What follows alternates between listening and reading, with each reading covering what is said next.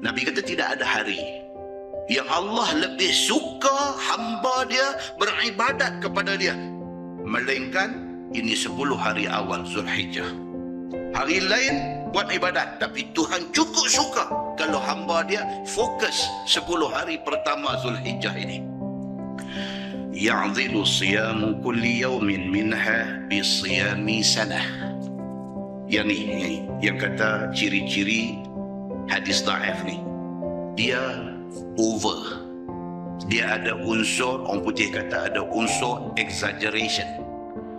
Dia exaggerate. Benda tu ada asas, tapi dia cerita tu, mereka kata malam tu ceramah ramai ke orang. Tak tahu nak abang ramai tak ramai, kira cerita tak boleh lalu, habis semua. Cerita tu lalu betul lah. Tapi kawan yang cerita ni, dia nak abang kata ramai orang pergi dengar ceramah kawan ini, dia kata cerita tak boleh lalu. Itu dia panggil exaggeration.